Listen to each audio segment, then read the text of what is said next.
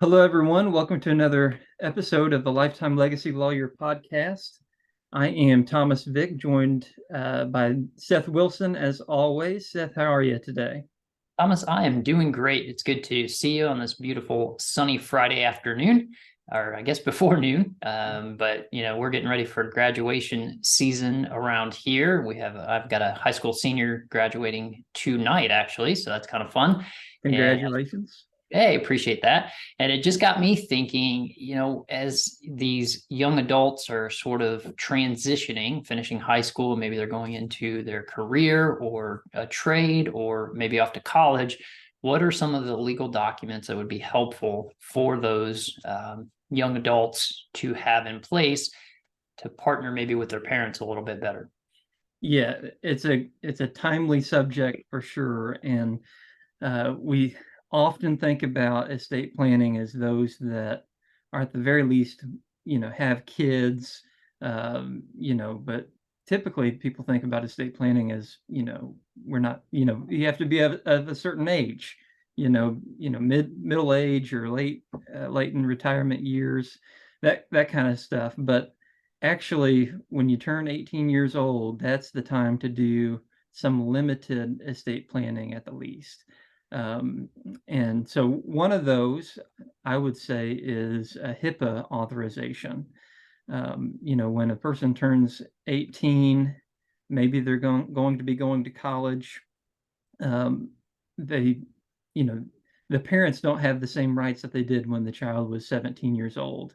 And so if there are some doctor appointments that, you know, the child goes to, the parent may not have the access to the medical records like they did in the past. Even though the child is still under the same roof, the parents are probably paying the bill, whether it's for a vocational school or college or kind of helping them get started with a career. You still need to have some authorization, and that HIPAA authorization is important so that there can be some communication between the parent and medical offices. Yeah, and I think that's a great reality check. The first time that you take your young adult back and you go, wait a minute, they can't go to the pediatrician anymore. They Yeah, now need to find their own doctor, or oh, I need to log in and check their grades. I don't have access to it anymore because of this federal privacy law called FERPA or what's going on there. And so as we've gone through the process just with our son, it's been interesting to watch how the various schools have handled that during the admissions interview process of, okay, you need to be aware that if you want mom and dad to have that information, you, young man, are going to have to sign a release authorizing. And I'm going, well, wait a minute, that's still my son. Why don't yeah. so even as an attorney, it kind of catches my attention of what to go through. So what are some of the documents then you would suggest that a young adult grant to the appropriate person? Yeah, I think at the very least it's the healthcare document. So that HIPAA authorization, a healthcare representative designation or advanced directive is sometimes what we call it, and maybe a living will, so that people know what the child's wishes are as far as end of life circumstances. But being able to make healthcare decisions, I think, is probably the bare minimum that needs to be done. Educational releases would be important as well. But then maybe you can talk about this, Seth. Financial power of attorney might be one that somebody should consider. Yeah, and frankly, I think practically it's helpful to have that general power of attorney granted to someone because it's more of a matter of convenience than it is for a matter of, wow, I just want to control everything that's going on. And so that conversation with your young adult is very helpful to say, look, in the event that I, as the parent, need access to your information, be that your grades, be that your checkbook, be that your bills so I can pay insurance for you or something along those lines, having that authority is very beneficial. And what I typically will suggest as an option for kids, because they're thinking, well, I don't want mom and dad to really know everything or have access to everything, maybe you put it for a limited time period, right? Or you make it only effective when the child signs a document making that statement or that general durable power of attorney effective, so that they can kind of choose, hey, I'm going to be traveling for school, a semester abroad or something like that. It would be nice if mom and dad can check in on things back here at home or back at school and make sure that things are going on. So those are kind of some ways to kind of balance that, where you put it in more either a limited scope power of attorney, so it's not as broad as a normal type of general power of attorney we would grant, or you limit the duration and have it automatically expire at a certain period of time. So Right. those are some things we've suggested in the past. Yeah, and so there aren't many documents, and they're not very complicated documents. Power of attorney can, it can range from 1 page to 30 pages. You wouldn't need a huge power of attorney. Just a basic statutory power of attorney, in Indiana would probably be sufficient for a young person.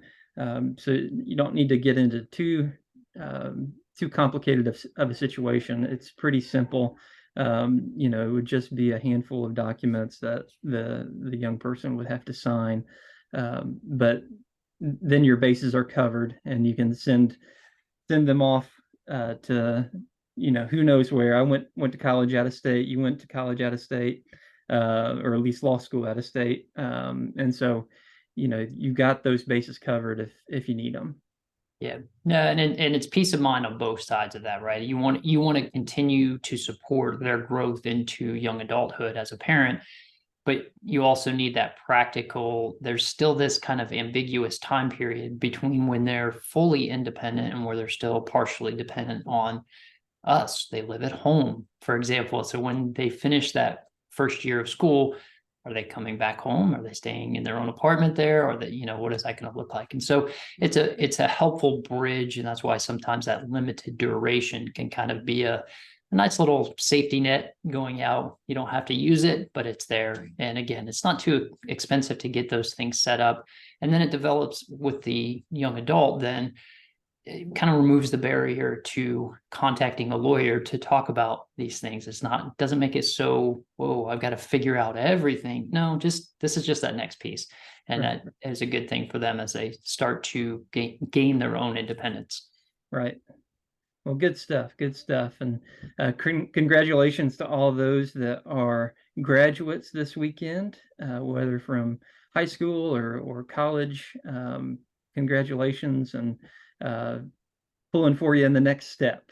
So Absolutely. And I remember law school graduation and what a momentous occasion that was, and just a tremendous accomplishment for those of you who have gone through that process and are now getting ready to start studying for the bar. That's a really a good thing to celebrate, and it's often overshadowed by the pending bar examination that's coming. yes. So take a moment to reflect on that accomplishment, make sure that you enjoy that moment, and then get to work, because it's it's time to start studying. So that's the interesting thing about graduation season. It ends one thing just to have you start over at the bottom rung of the next thing. So That's right. That's right. Well, Seth, how can people get in touch with you?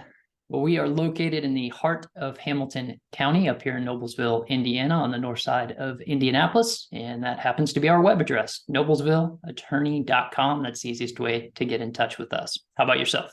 And the best way to get in touch with me is to go to my website, vicklaw.org, and just book a call there, or you can find our phone number on vicklaw.org. Well, I appreciate it as always, Seth, and we'll see you next time. Sounds good. Thanks, Thomas.